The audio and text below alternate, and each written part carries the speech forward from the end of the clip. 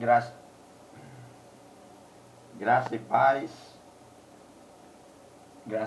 aos amados, aos eleitos em Deus.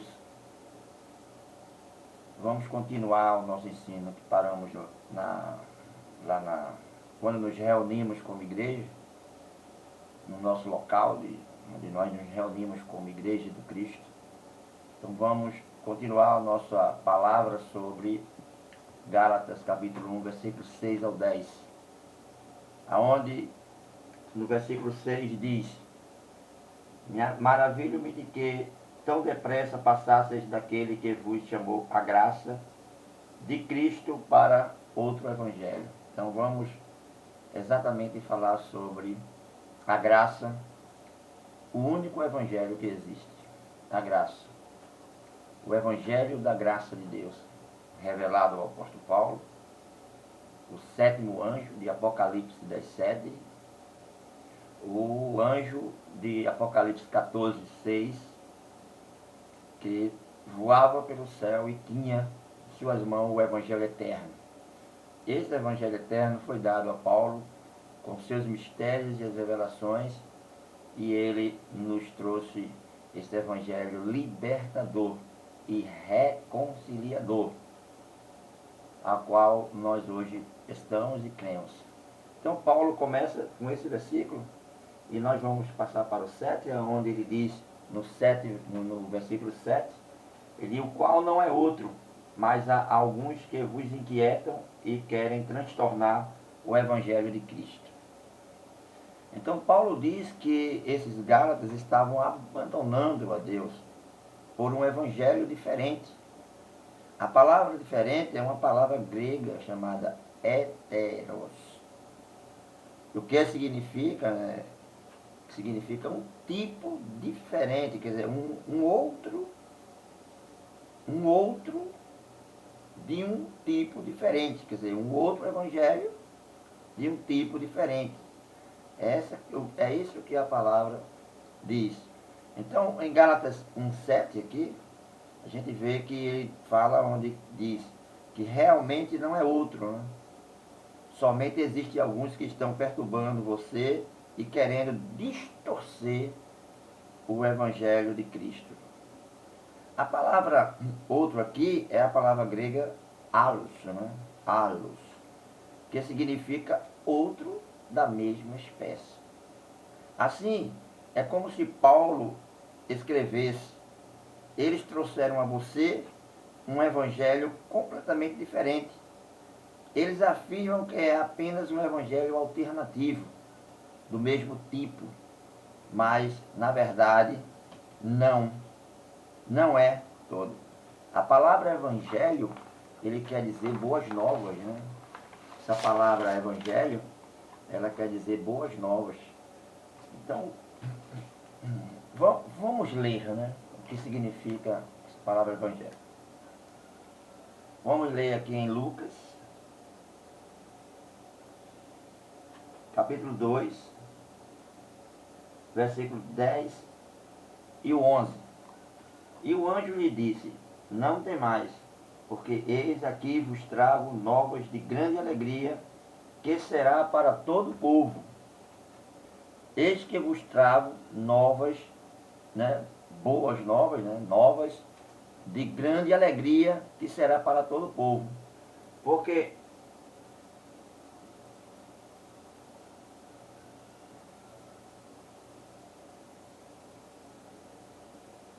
dois, 10. Pois na cidade de Davi vos nasceu hoje o Salvador, que é Cristo o Senhor. Então, o Evangelho da Graça anuncia a única salvação genuína e vitória sobre o pecado e a morte. É esse a essência do Evangelho da Graça de Deus. Ele anuncia, né, a única salvação genuína e vitória sobre o pecado e a morte. Lá neles. Porque hoje nós já nascemos em graça no reino com essa vitória plena, né? cada um que nasce hoje no reino, ele nasce com essa vitória sobre a morte, sobre o pecado. E a sua salvação, ela já é garantida, né? Porque foi dada na cruz do Calvário e ela não pode ser mais revogada ou tirada na vida de quem for dado. Se salvação foi dada a você, ela não pode ser mais revogada pelos seus atos ou que você possa fazer. Não pode ser revogada. Deus te salvou e isso é eterno em você, né? E isso significa que o Evangelho de Cristo não é uma advertência sobre o fogo do inferno e a condenação. Isso é uma má notícia. O Evangelho do Reino é que tinha isso.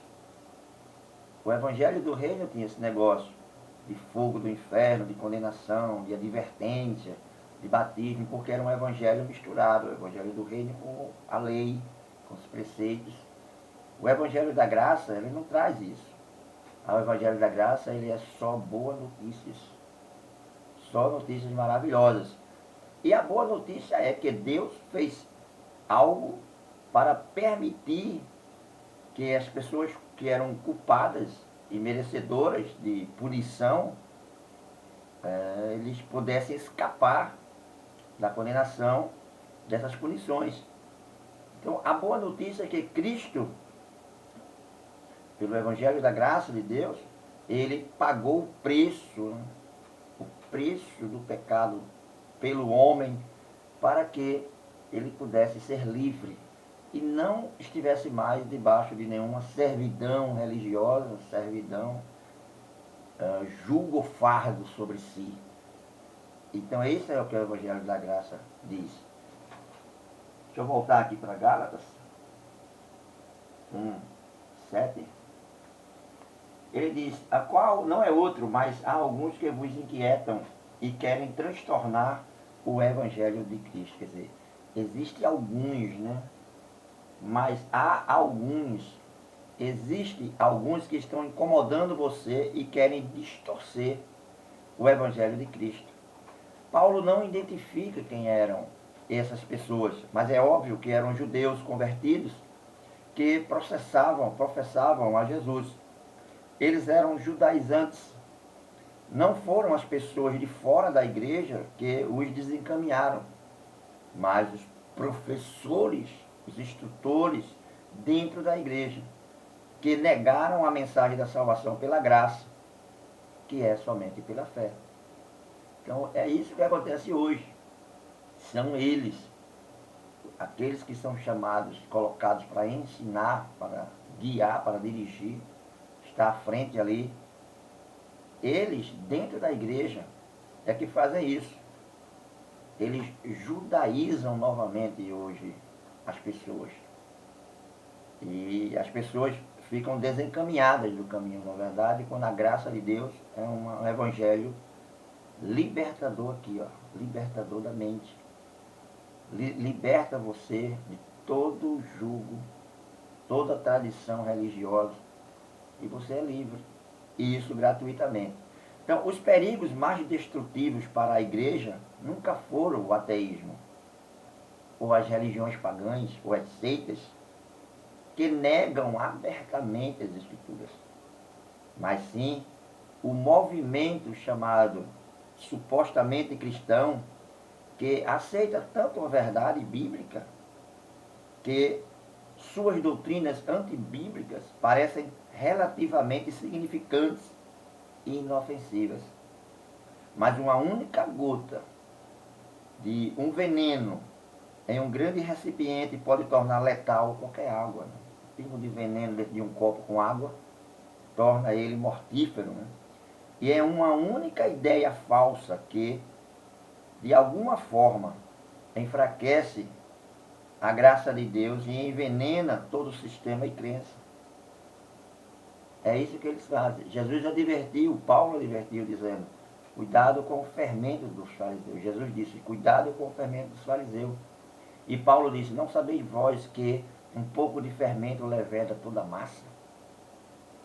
Então, quando fala fermento, está falando doutrina, ensino, pensamento. Quando é colocado ali na palavra de Deus, o acréscimo ou a diminuição disso, então aquela palavra está contaminada e você está em perigo crendo nesses homens, crendo nesse evangelho que é ensinado aí.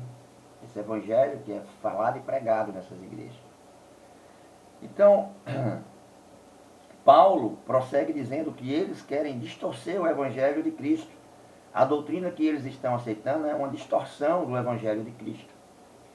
Essa palavra distorcer é muito interessante, né? Significa reverter o próprio caráter ou reverter a própria essência de. Para dizer que a sua risada se transformará em luto. Isso é distorcer. É reversão total.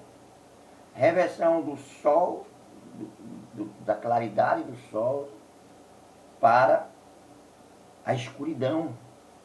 Isso é distorcer. Do riso ao luto, ao pranto. Isso é o que eles fizeram com o Evangelho. Distorceram. No livro de Romanos, capítulo 1, diz que eles têm a habilidade de converter as verdades de Deus em mentiras. Essa é uma habilidade do sistema. Então, isso significa, e é isso que significa distorcer o Evangelho.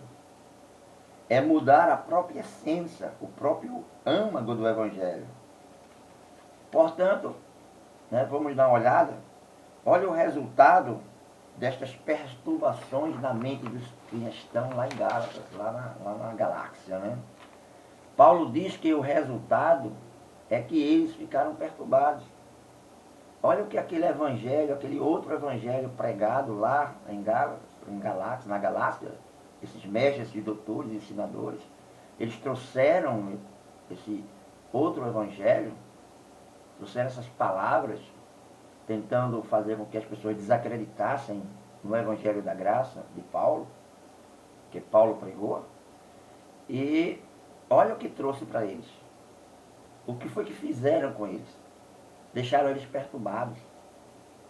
Eles ficaram cheios de medo e de ansiedade. Então essa palavra perturbado é uma palavra usada nos evangelhos para descrever os discípulos quando eles estavam no barco, por exemplo. Né? Quando aquela tempestade caiu, eles pensaram que iam morrer. Eles estavam cheios de medo, de ansiedade. Então é uma palavra usada para descrever também como o rei Herodes respondeu quando soube que Jesus, o bebê rei, o garotinho lá, o Messias, o Cristo, ele tinha nascido, havia nascido. Ele ficou cheio de raiva, pavor, de medo, porque nasceu os magos lá, disseram, onde nasceu o rei dos judeus. Então isso deixou ele muito com raiva. Então isso significa que as más notícias que os gálatas estão sendo levados a aceitar, está gerando uma terrível apreensão nas suas mentes, está até ficando perturbados, ansiosos, com medo. Era isso que aquele outro evangelho trouxe para eles. É isso que esse evangelho hoje pregado no sistema traz. Medo, perturbação, ansiedade, depressão. As pessoas ficam apavoradas, ainda sabendo que elas são pecadoras, que elas precisam se regenerar, precisam se santificar, que elas precisam descer as águas, que elas precisam comer pão com fermento, uma kisuke, para reforçar a sua vida espiritual todo mês. Engraçado, né? Todo mês precisa disso.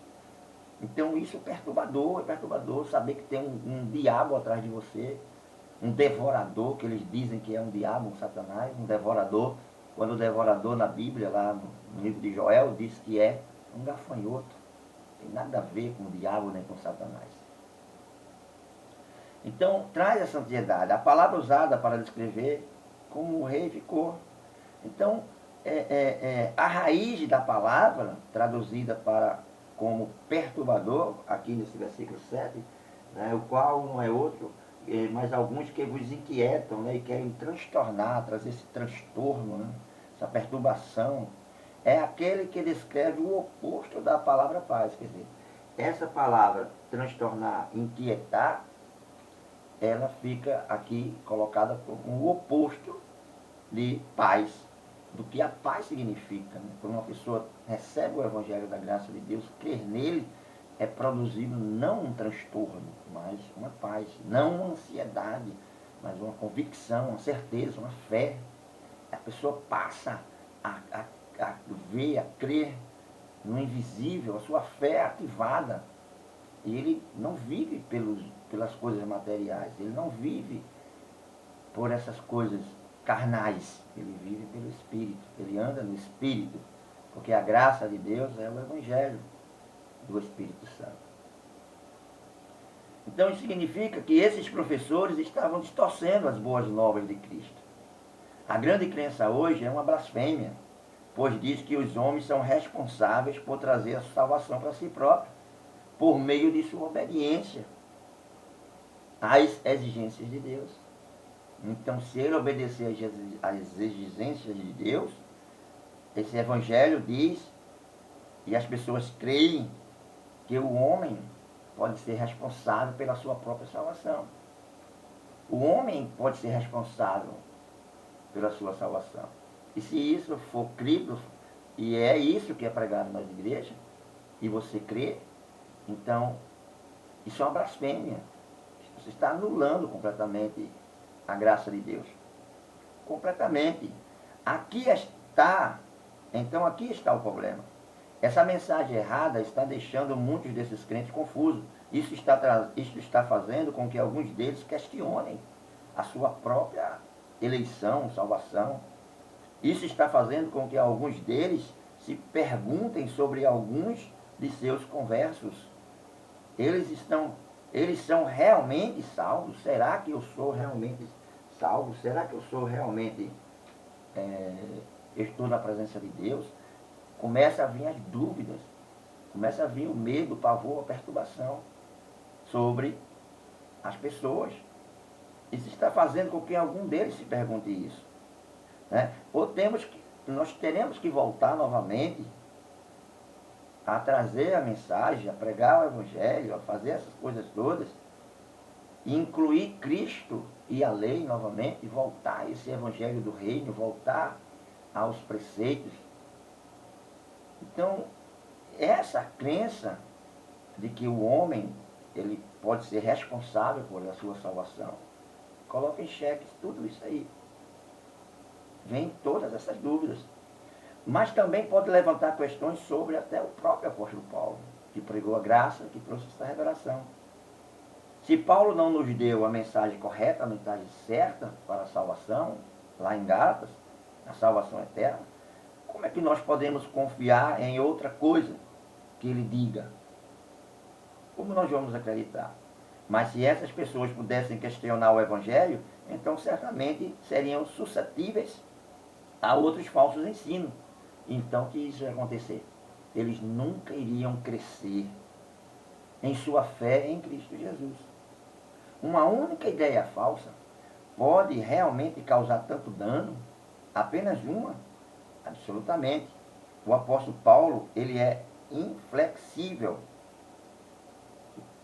Que só existe um caminho, só existe uma forma, a qual foi aberta na cruz, um novo e um vivo caminho através da graça de Deus Todo-Poderoso, que foi exibida, que foi aberto na cruz do Calvário. Os falsos mestres da galáxia vieram depois de Paulo, depois que Paulo saiu, e começaram a tentar fazer as pessoas desacreditarem em Paulo e também no seu ensino. Ao minar a autoridade de Paulo, eles poderiam então atacar o seu ensino. Então, a gente pode ler, né? Vamos dar uma lida aqui em 1 Coríntios, capítulo 9, versículo 2. 1 Coríntios, capítulo 9, verso 2. Paulo diz assim: se eu não sou apóstolo para os outros, ao menos eu sou para vós, porque vós sois o selo do meu apostolado no Senhor. Então, para alguns, Paulo não era. Paulo, ele não era, para alguns Paulo não era. Mas Paulo diz, Se eu não sou para eles, eu sou para vocês, porque vocês são selo do meu apostolado. Entendeu? Se para alguns eu não sou reconhecido como apóstolo, com toda certeza eu sou para vocês, porque vocês são selo do meu apostolado. Paulo falando para a igreja em Corinto. Então, eles mudaram a graça de Deus, eles mudaram a graça, o evangelho da graça, em um evangelho que reconhece a graça de Deus, tudo bem, mas também requer boas palavras das pessoas.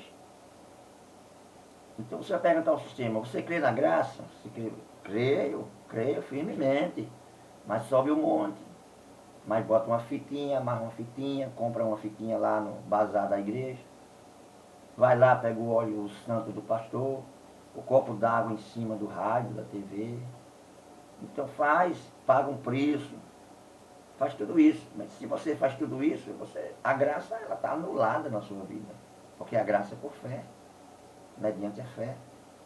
E a fé te justifica. A fé, você crê na justificação, através da fé, a fé que faz isso. Então, em graça, a fé, ela é a mola, a pedra, a base, ela é tudo. Na graça é a fé. Enquanto na lei eram as obras. A prática de obra, você praticar as obras da lei completamente, você era salvo. Hoje, essa prática das obras para a salvação não existe. É pela fé, você tem que crer. Então, aqui nós encontramos algo tremendo. Então, também levanta essas questões. A única ideia falsa, então os falsos mestres da galáxia fizeram isso. Eles mudaram o evangelho da graça em um evangelho que reconhece a graça de Deus, mas também requer boas palavras das pessoas. Sempre que alguém pensa que deve contribuir com alguma coisa, por menos que seja para a salvação, ele está pervertendo o evangelho de Cristo. Ele está tentando roubar a Deus, tentando roubar um pouco da glória de Deus. Está tentando roubar um pouco da glória de Deus.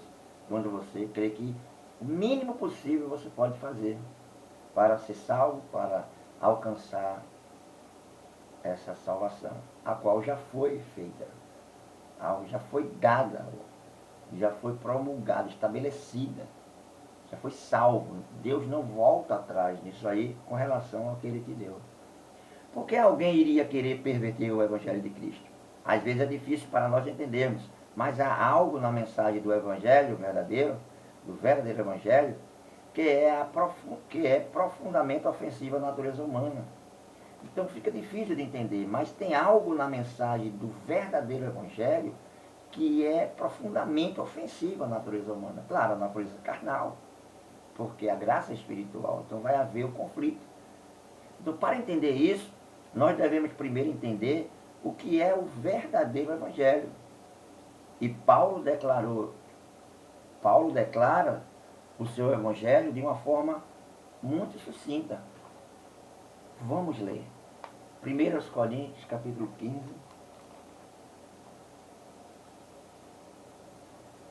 Versículo 1 ao 4. Também vos notifico, irmãos, o Evangelho que eu vos tenho anunciado, o qual também recebeste e no qual também permaneceste, pelo qual também sois salvos, se o retiverdes tal como vou-lo tenho anunciado. Quer dizer, vocês poderão ser salvos se vocês retiver o Evangelho que eu vos tenho pregado, do mesmo jeito que eu tenho falado, do mesmo jeito que eu tenho pregado, anunciado a vocês. Se não é que vocês creram em vão. Porque primeiramente vos entreguei o que também recebi, que Cristo morreu por nossos pecados, segundo as Escrituras, e que foi sepultado, e que ressuscitou ao terceiro dia, segundo as Escrituras. Então, eu faço-vos conhecer, amado, isto, porque eu vos entreguei isto, o que também recebi, que Cristo morreu por nossos pecados, segundo as Escrituras, e foi sepultado e ressuscitou ao terceiro dia, segundo as Escrituras. O Evangelho é a boa notícia de que Cristo morreu por nós. Morreu por nós, nos livrando de toda culpa. Crer no Evangelho é confiar na morte substitutiva e no pagamento de Cristo todo o preço que foi requerido por Deus. Valor foi pago. C.H. Spurgeon, né, o grande pregador Spurgeon, né, que tem muitos livros, escreveu muito da história, e ele descreveu o Evangelho de uma forma tremenda. Olha como ele falou. Isso está na Metropolitan Tabernacle Pulpit, volume 53, no sermão Role of Grace. Você vai encontrar neste livro, né? Tá aí. Então ele diz: o Evangelho é que Jesus Cristo sofreu no lugar de todos os pecadores, que confiam nele como seu Salvador, que ele suportou o que eles deveriam ter suportado e fez expiação a Deus por todos os pecados que eles cometessem, tanto antes, durante e depois. E se você confia nele, você está salvo. O simples ato de confiar em Jesus como seu substituto e salvador afasta a sua culpa e o seu pecado para sempre. Isso disse Spurgeon. E é uma verdade. O que é ensinado hoje é que quando você se batiza nas águas, o seu pecado, o pecado de Adão, aqueles pecados que você cometeu antes, são perdoados. E que você vai ser julgado agora por os pecados que você cometeu antes. Isso é uma mentira. Isso não é verdade.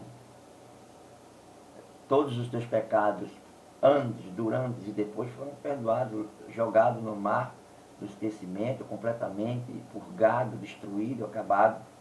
Tudo que você cometer a partir de agora, a partir de hoje, tudo que você cometer na sua vida, de erro, então você vai colher, porque Jesus disse, a palavra diz, que aquilo que o homem plantar, isso ele vai colher. Então, se você gosta de beber bastante, beber, o que é que você vai ganhar com isso? Uma bela de uma cirrose, né? E termina perdendo até a própria vida, né?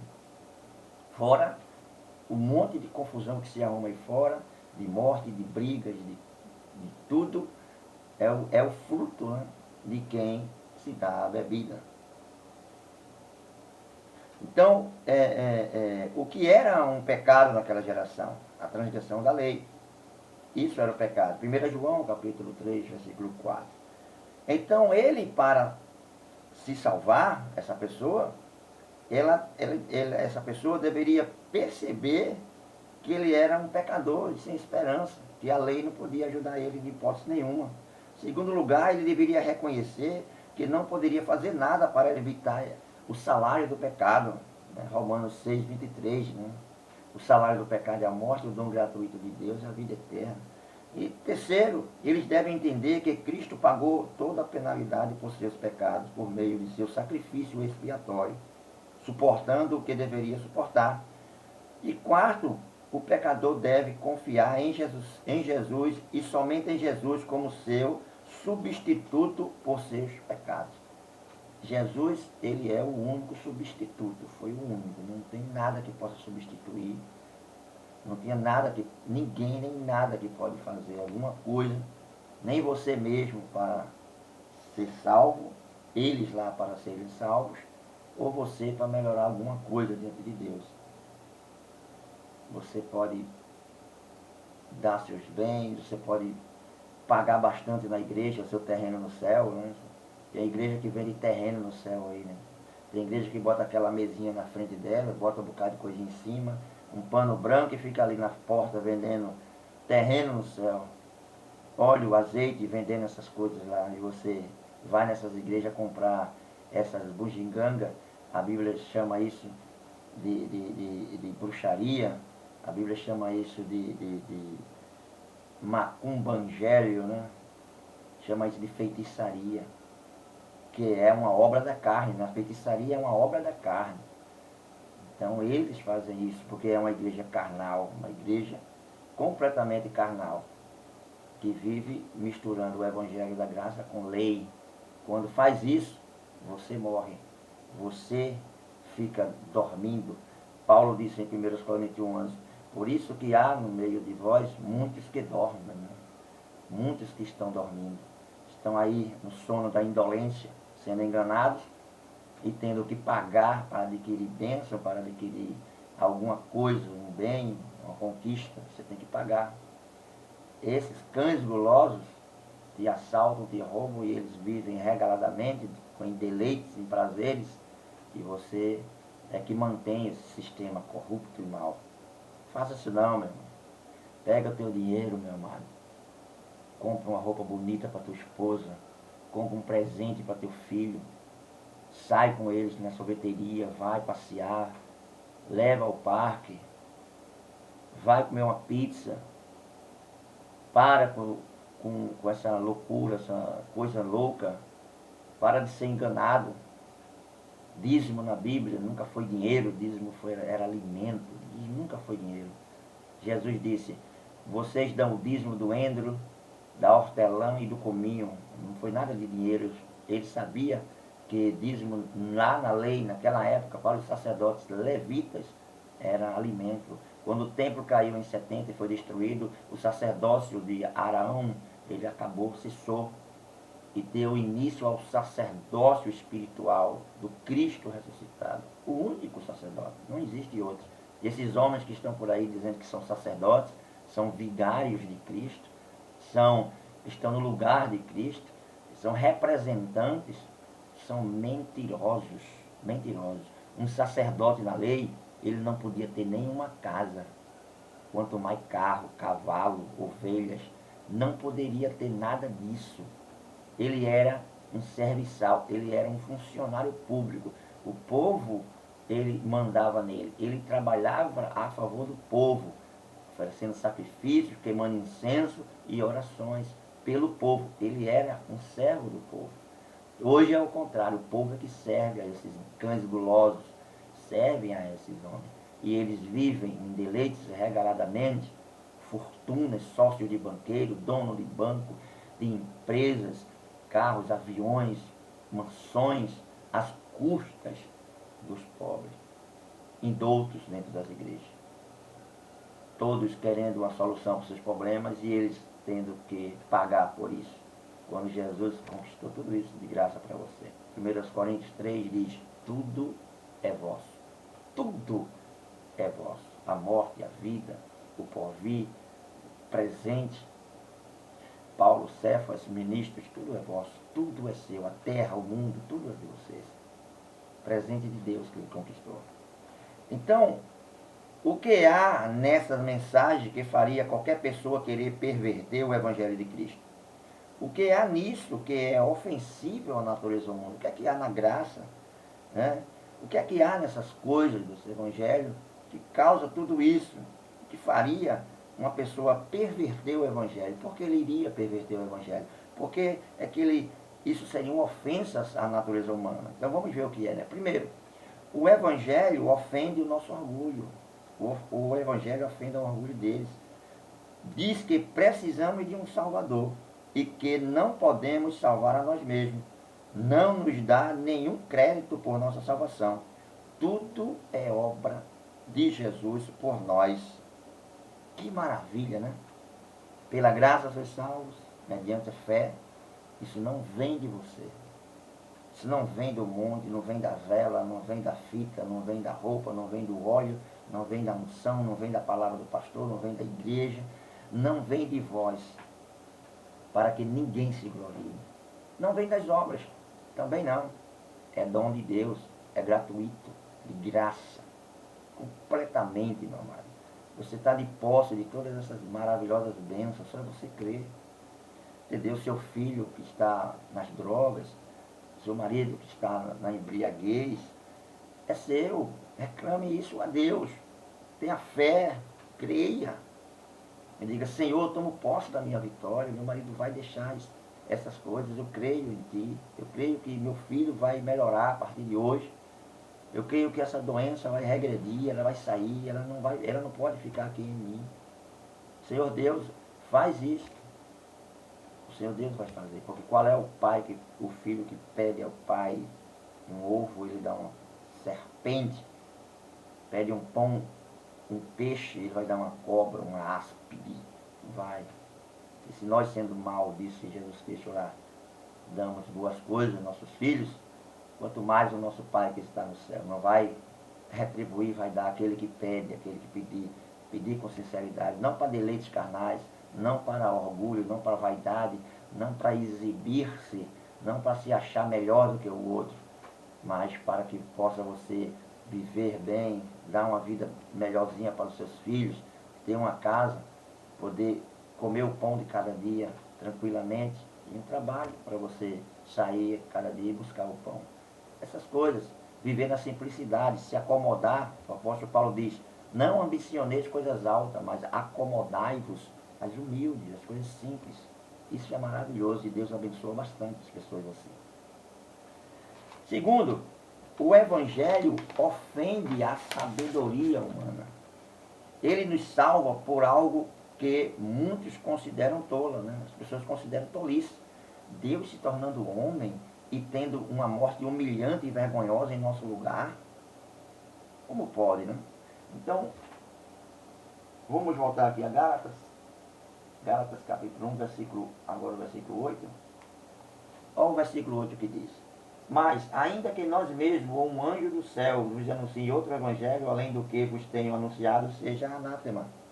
Então, Paulo agora está falando em hipérbole. O que é falar em hipérbole? É falar em exagero, né? Paulo agora está exagerando, né? Ele está dando uma dura lá nos Gálatas, por eles estarem saindo da graça e aceitando e crendo em outro evangelho. Os ministros ali, os ensinadores, estavam pervertendo eles, as pessoas leigas. Então Paulo, ele vai e diz uma hipérbole, né? Ele faz um exagero muito grande e diz que se nós mesmos vier, ou até um anjo vir do céu e anunciar um evangelho contrário, então seja anátema. Então Paulo fala em hipérbole. Ele sabe que um anjo no céu não poderia trazer um falso evangelho. Jamais um anjo poderia trazer um falso evangelho. Ele jamais poderia fazer isso. Mais do que os outros apóstolos trariam um falso evangelho. Mas ao declará-lo desta forma, ele deixa claro que ninguém, seja no céu ou na terra, pode evitar punição se eles adulterarem o que Cristo realizou na cruz. E assegurou isso por meio da sua ressurreição. Então, olha o Gálatas 9. Assim como já vos dissemos, agora mesmo, de novo vos digo, se alguém vos anunciar outro evangelho, além do que já recebeste, seja anátema. Seja anátema. Então, veja que Paulo repete o que disse no versículo 8. Paulo repete isso, mudando apenas o assunto da cláusula condicional.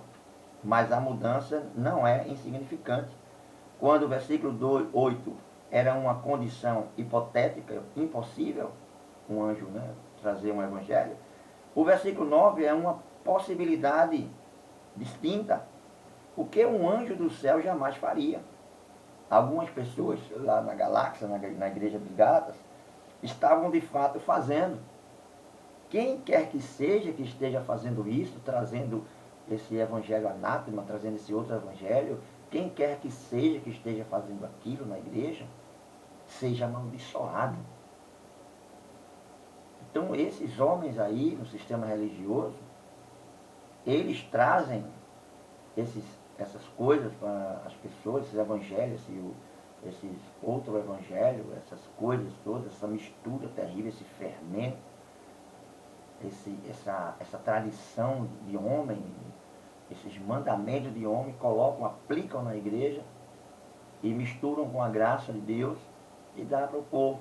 São homens amaldiçoados. Ah, mas eles têm carro, mansões, são ricos, são prósperos, certo? Eles são tudo isso na carne, no material, mas no espiritual eles são amaldiçoados. São pessoas que não têm. Olha o que Jesus diz em Mateus. Muitos vão chegar e dizer, Senhor, Senhor, iriam chegar naquela época, lá naqueles dias, no dia do juízo, em 70 DC, quando ali ele disse, muitos vão chegar naquele dia, no ano 70, no dia do juízo, eles vão me dizer, Senhor, Senhor, nós não fizemos tantos sinais de maravilha no teu nome, por que não vai deixar nós entrar? Então Jesus respondeu lá para eles, disse, eu não conheço vocês, apartai-vos de mim, maldito. Eu não conheço. Mas expulsamos demônios, curamos no teu nome. Eu disse, sim, o dom eu conheço, é meu. O dom era meu. O ministério é meu. O Espírito é meu. Mas vocês não são meu. Então me dê o que é meu. Então pegou como a parábola do talento. O talento foi dado, mas não era deles. Era do homem, do dono. E quando ele veio, ele requereu o talento de volta. E um multiplicou, o outro também, e um enterrou. Mas enterrando ou não, o talento é requerido, me dê. Então muitos têm feito isso. Muitos têm feito isso. Então, Paulo não disse isso sobre aqueles que estavam abandonando o Evangelho. Em vez disso, ele diz isso dos professores, dos mestres, dos pastores, dos bispos, dos anciãos daquela igreja, os líderes que pregavam esta falsa mensagem. Paulo está de acordo com o ponto de vista que está presente em todas as Escrituras.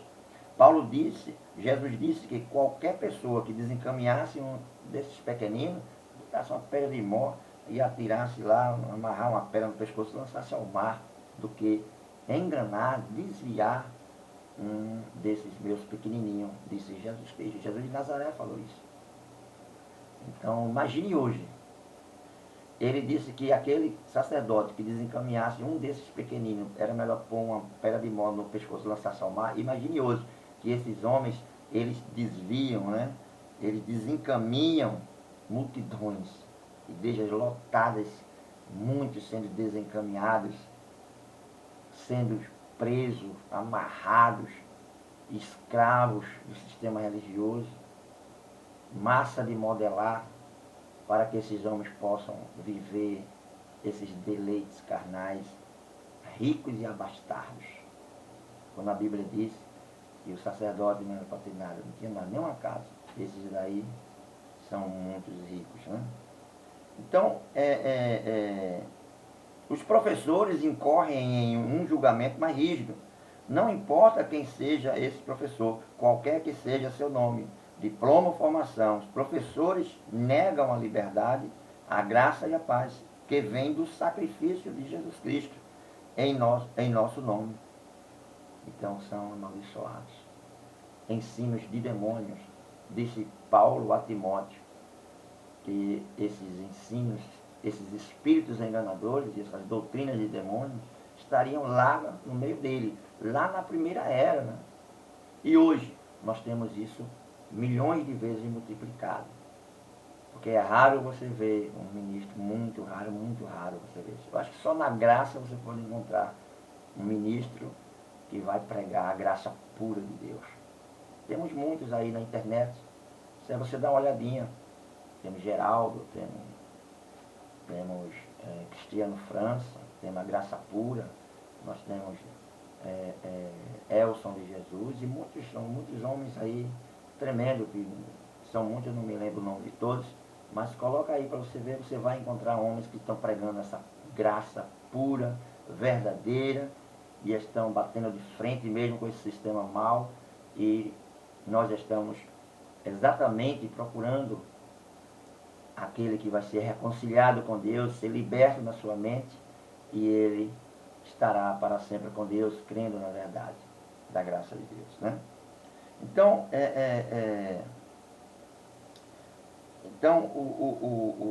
não importa quem sejam esses professores, a graça e a paz, ela vem do sacrifício de Jesus Cristo em nosso nome. Se não temos o evangelho correto, então não estamos dando a mensagem certa ao mundo. E a mensagem errada, ela mata, como um remédio, né? Como uma mensagem de um farmacêutico que dá ao seu cliente, preenche a receita lá, e quando ele faz a receita errada, com o medicamento errado, então simplesmente ele mata o seu cliente e os efeitos são devastadores quando você toma o remédio errado. A diferença do remédio para o veneno, nenhuma. Não tem nenhuma. O veneno mata, mas o remédio, se você der numa dosagem diferente, também mata. E o farmacêutico, ele tem esse poder sobre a receita, né? Fazer, encaminhar. Assim também esses homens também que pregam por aí, eles estão responsáveis pelo que dizem diante de Deus, desencaminhando as pessoas, fazendo as pessoas crerem em mentira, né? Dizendo que não pode comer, não pode beber, não pode ir, não pode ir à festa, não pode botar um batom na boca, cortar um cabelo e tudo mais. Eles proíbem, proíbem, proíbem, e eles às escondidas fazem pior, muito pior. Ainda que cortar o cabelo, botar um batom, se pintar, se maquilar, você botar uma bermuda ou algo assim, não tem nada de mal, não tem nada de pecado nisso, porque o pecado foi destruído na cruz do Calvário. Né? Sendo moderado, tendo domínio próprio, você pode fazer muitas coisas em graça. Muitas coisas mesmo, que eles dizem que é pecado e proíbem. Né? Então, infelizmente, muitos pregadores estão fazendo exatamente isso hoje. Eles estão ensinando outro evangelho e você pode muito bem ter sido ouvido por eles. Então, deixe-me citar apenas 3 exemplos para a gente concluir sobre exatamente o que se ensina em alguns lugares. Algumas igrejas ensinam que, embora sejamos salvos pela graça, apesar apenas nossos pecados passados foram cobertos pelo sangue de Jesus Cristo. Aquilo que eu falei antes. Então, até aqui, você vai se batizar nas águas, então o seu perdão é como se a água perdoasse, como se houvesse algum efeito no batismo das águas hoje. Não tem. Só um batismo só, e é o batismo no Espírito Santo. Aquele batismo nas águas foi o batismo de João, não foi de Jesus. Ele disse, eu batizo com água, mas vem um após mim que vai batizar vocês com o Espírito Santo. É esse o batismo. Então, hoje na religião, o batismo é a mesma coisa que foi a circuncisão na lei. Portanto, sem ele, impossível se salvar, impossível ser judeu. Com 8 dias já era circuncidado. Era considerado qualquer gentil que quisesse fazer parte, ser judaizante, participar das festas e tudo mais dos judeus, tinha que circuncidar também para ser parte. Então hoje ele diz, você precisa se batizar, você precisa descer as águas. E está aí um monte de gente tomando um banho, fora de ordem, fora de época, em que isso não é necessário. O nosso batismo foi na cruz. Paulo disse, todos nós, quando fomos batizados na sua morte, nós fomos batizados na morte de Cristo, na cruz do Calvário. Esse foi o batismo que nós recebemos, único. Você não tem que descer água, a água não te perdoa, a água não te transforma em nova criatura, a água não te coloca em Cristo. Né? No livro de Coríntios, diz que quem coloca nós em Cristo não é a água, quem coloca nós no corpo de Cristo é o Espírito Santo, é Ele quem coloca. Por um Espírito somos batizados em um corpo. É o que diz lá em Coríntios. Então, Cristo, portanto, podemos perder nossa salvação se pecarmos depois do batismo, né? Depois que você nasceu de novo, né? Nasceu de novo. Então você pode perder a salvação depois disso. Esse ensino implica em que temos que fazer boas obras para reter a nossa salvação. Tem que ser uma pessoa boa, santa, olha a roupa, o cabelo, você não pode, cuidado, vai comer, não pode comer carne de porco, né? Você tem que ter cuidado, você não pode tomar um banho, você não pode passear, você não pode usar essa bermuda, e uma série de coisas mais que tem. Então, isso implica, então você tem que fazer boas obras, tem que ajudar os pobres, tem que dar seus bens, tem que dividir, você tem que ajudar. Tudo isso você tem que fazer boas obras para que você possa reter a sua salvação. E ninguém tome, nem roube a sua coroa, como diz lá, né, em Apocalipse. Efetivamente, é um evangelho de graça, mas obra. É o evangelho que Tiago pregou, dizendo que a fé sem obra ela é morta. Né? Mas Paulo diz que a fé sem obra, a fé com obra que é morta, Paulo diz. Tiago diz que a fé sem obras ela é morta. Paulo diz que a fé com obras ela é morta. E quem é que tinha o evangelho eterno? Tiago ou Paulo? A quem foi revelado os mistérios de Deus, o segredo de Deus? A Tiago ou a Paulo? Tiago era um pregador da lei, vivia em Jerusalém com Cefas, com Pedro e com João. Enquanto Paulo ele recebeu o Evangelho da Graça, o eterno Evangelho de Deus, que diz que a fé, ela é pura. Se houver obras dentro da fé para você se salvar, para você acontecer alguma coisa, então não é fé, não serve. Então, efetivamente, esse Evangelho da Graça mais obra. A Bíblia fala, nos ensina, que Deus fez cair sobre ele, sobre Jesus, toda a nossa iniquidade. Né? Vamos ver aqui, Isaías 53, 6. Quem deu crédito à nossa pregação? Não, 53, 6. Todos nós andávamos desgarrados como ovelhas, cada um se desviava pelo seu caminho, mas o Senhor fez cair sobre ele, ele quem? Jesus, as nossas iniquidades e os nossos pecados. Então, se formos salvos, todos os nossos pecados passados, presentes e futuros foram expiados. Não existe diante de Deus pecado. Nada pode fazer com que percamos a nossa salvação. Quando um desses do sistema religioso aí, um deles aí, dizer que você vai perder a sua salvação porque não deu o dízimo, vai perder a salvação porque não foi na campanha, porque não participa do ciclo de oração, porque você não mantém esse sistema mal, corrupto aí, eles dizem que você vai perder a salvação se você botar uma bermuda, se você, irmã, cortar o cabelo, você ficar bonita para o seu marido, né, você perde a sua salvação. Em hipótese nenhuma, você perde a sua salvação.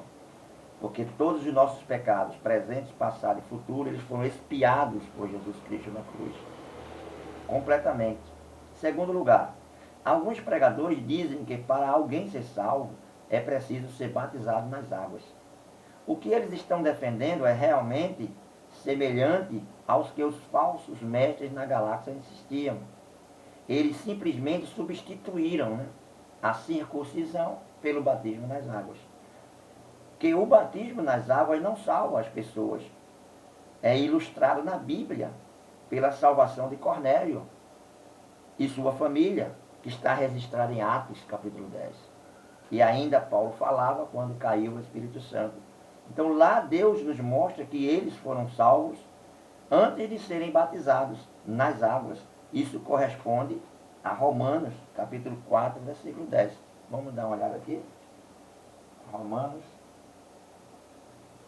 capítulo 4, verso 10. Como lhe foi, pois, imputada, estando na circuncisão ou na incircuncisão? Não na circuncisão, mas na incircuncisão. Então, Abraão, olha aqui, Abraão, foi imputado a fé, foi imputado a ele, chamado de amigo de Deus, e foi imputado essa salvação a ele, a Abraão, né? Exatamente antes de receber a circuncisão. Onde a Bíblia ensina que Abraão foi salvo antes da circuncisão. Abraão foi salvo. A circuncisão, naquela lei, naquela época, era uma confirmação, era uma marca de que aquele povo era um povo diferente dos outros povos. Essa era a marca judaica. Né? E hoje as pessoas estão marcando também os crentes com essa marca deles aí. Né? Você tem que se batizar. Não precisa, amado. Você já foi batizado na cruz do Calvário. E água não tem efeito, poder, não tem nada. Você só vai se molhar e tomar um banho. Então, terceiro, talvez o mais insidioso evangelho da graça e das obras que está sendo amplamente pregado hoje, seja apresentado por aqueles que afirmam que Cristo foi à cruz e pagou pelos pecados de todo o mundo inteiro. Para ser salvo, entretanto, você deve fazer a sua parte e reivindicar essa salvação, aceitando ou recebendo a Cristo. Aquele negócio, né? Quem quer aceitar Jesus, né? Eu estou ganhando almas para Jesus. Não se ganha almas para Jesus. As almas já são deles, né? Você pega a sua criança, se o bebê nasceu, você leva, o pastor pega lá e apresenta, né? Vou apresentar que Jesus foi apresentado no templo, nós temos que apresentar, né? É como se Deus não conhecesse, como se Deus não soubesse quem é aquele filho. aquele filho é dele, você é dele, o teu carro é dele, a tua casa é dele, o teu dinheiro é dele, o que tu tem é dele, tua roupa é dele, o teu sapato é dele, tudo é dele, tudo é dele. Ou será que você teve um filho que Deus não sabe qual é? Ah, e você tem um filho que eu não conheço, é? E você vai apresentar essa criança a mim. Eu não conhecia essa criança não, eu não conhecia ela não, eu não conheço não, é? Só na cabeça dessas seitas religiosas é que tem esse negócio, apresentar criança. Então, você deve fazer a sua parte reivindicando. Você foi. Então, bem, se for esse o caso, de você, sua salvação aceitando ou recebendo a Cristo, se for esse o caso, então você pode se orgulhar de que, de alguma forma, você foi mais esperto do que a outra pessoa que rejeitou, né? Quando ouviu o Evangelho, ele rejeitou, então você foi mais esperto.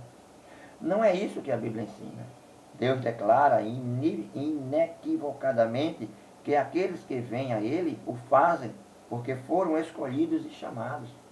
Os que vêm a Ele é porque foram escolhidos e chamados. A ideia de que Cristo pagou pelo pecado de cada ser humano, além disso, está em um conflito com a justiça de Deus.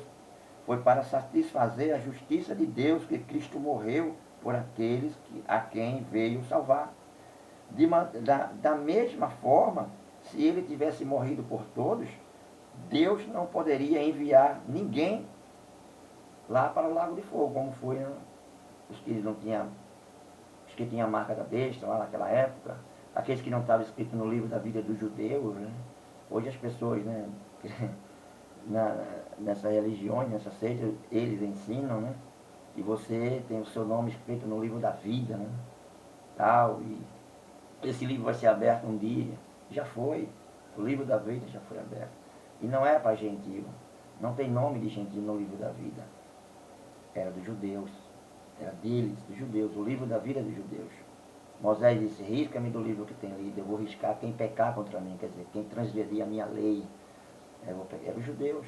A lei foi dada aos judeus. Então como as pessoas iriam transgredir? Como era que nós iríamos transgredir a lei de Deus? Eu riscarei, apagarei todos que pecarem contra mim, quer dizer, que transgredir a minha lei, porque o pecado era a transgressão da lei. 1 João, capítulo 3, versículo 4. Então, terceiro, a Bíblia não ensina, a Bíblia não é isso que a Bíblia ensina. Não é isso que a Bíblia ensina. Deus declara inequivocadamente que aqueles que vêm a Ele o fazem porque foram escolhidos e chamados. A ideia de que Cristo pagou pelos pecados de cada ser humano, além disso, está em conflito com a justiça de Deus. Deus não poderia enviar ninguém para esse lago de fogo. Caso contrário, significaria punir os incrédulos duas vezes. Né? Essa não é uma mensagem muito tolerante. Isso não vende bem em nossas culturas. E às vezes é difícil apenas processar. Encontramos pessoas religiosas que parecem e são pessoas muito boas. Elas são muito gentis, muito boas. Eles são muito amorosos. Não encontramos pessoas assim. Eles parecem estar muito comprometidos com Deus, são muito religiosos. Eles apenas adicionam essas poucas coisas a ele. E querem me dizer, acho que eles estão bem, quero dizer, eles têm que estar bem com Deus. Tem muitas pessoas religiosas dentro dessas igrejas, muitas pessoas devotas, zelosas, né, gentis, amorosas. Tem bastante dessas pessoas também. Mas não é isso que Paulo diz. Paulo diz que se uma pessoa adicionou um único aro religioso que é necessário para a salvação, que essa pessoa ela seja condenada por Deus, seja anátema. Isso porque erradica totalmente a mensagem essencial da graça, a essência da graça. Na verdade, a linguagem é tão forte que Paulo volta lá no versículo 10. Olha o que ele diz. Gálatas 1:10, que é o último para nós concluirmos. Pois, porque persuado eu agora ao homem ou a Deus, ou procuro agradar a homens? Porque se estivesse ainda agradando aos homens, não seria servo de Cristo. É interessante, né? Em um livro onde Paulo ele vai falar sobre o que significa ser livre, que ele se identifica como um escravo, como um servo, né? Um escravo de Cristo. É fácil ler nas entrelinhas e perceber que os falsos mestres acusavam Paulo de ser um homem agradável. Paulo apareceu na Galácia e disse que tudo o que você precisa fazer é receber esse presente de graça de Deus, para que você experimente, para que você viva, para que você tenha a salvação. Paulo disse para eles que era de graça. Os professores de Paulo diziam, sabe, Paulo disse isso a você porque era isso que você queria ouvir. Eles estavam apenas fazendo isso para agradar os homens. O que eles queriam dizer é que o que Paulo dizia era para agradar. Era para agradar os homens. O evangelho que Paulo pregava era um evangelho assim para agradar as pessoas, né? O que Paulo dizia. Então, eles foram lá dizer isso para os crentes, para as pessoas lá na Galácia, na igreja em Gálatas. Dizer que o que Paulo dizia, o que Paulo ensinava, era para agradar. Ele está fazendo isso somente para agradar os homens. Mas para ser realmente salvo, você também tem que fazer isso, isso, isso e isso. Então Paulo está respondendo a isso e dizendo, ouça, eu pareço um homem que agrada agora, porque a linguagem que ele usa é forte. Então, quando eles estão combatendo a nós, os pregadores da graça, no YouTube, na internet, na igreja, é isso que eles dizem, é isso que eles fazem, combatem. Mas o evangelho da graça não é para bajular pastor, não é para alisar ninguém, para passar a mão na cabeça, nem para agradar a homem. Nenhum pregador da graça está aqui para agradar a ninguém, em hipótese nenhuma, mas está aí para te falar a verdade do evangelho, para te dizer que você é livre, você não tem pecado, que você não é o verme de Jacó, que você não tem culpa. A igreja, ela é santa, sem mácula, sem ruga, sem defeito algum, inculpável. Olha a situação que você está diante de Deus. Você está assim. Mas você vai nessas igrejas, nesses lugares, eles te colocam culpa e medo e pavor. E você fica perturbado, né? Depressivo, ansioso. E nunca consegue resolver seu problema. E enquanto isso, eles vão sugando de você, até você ficar que nem a mulher com fluxo de sangue. Com um problema, sem dinheiro, sem casa, sem bem, já tinha vendido tudo, não tinha mais nada, e aqueles doutores, aquelas pessoas que enrolaram ela, levaram o dinheiro dela, e ela ficou com o problema dela, e eles com o dinheiro dela. É isso que acontece nessas igrejas. Você fica com o seu problema, continua com ele, e eles com o teu dinheiro. Você não cansa disso, não. Você não acha que está na hora de dar um basta nisso, não. Cria no Evangelho da Graça de Deus. Leia as epístolas de Paulo, eles te ensinam. Né? Então as implicações deste texto para nossos dias são muito importantes. O texto é uma negação radical e direta de um pluralismo que diz que todos nós estamos em caminhos diferentes para o céu, mas nosso destino é o mesmo. Existem formas populares desse universalismo e existem formas técnicas eruditas dele, mas não existe universalismo na Bíblia. Bíblico não existe. Isto é, nenhum ensino bíblico de que uma pessoa pode continuar rejeitando o Evangelho de Cristo e ainda permanecer diante dele, na sua graça. Paulo disse, da graça tem caído. Os tais que fazem isso, os tais que vivem isso. Né? Mas,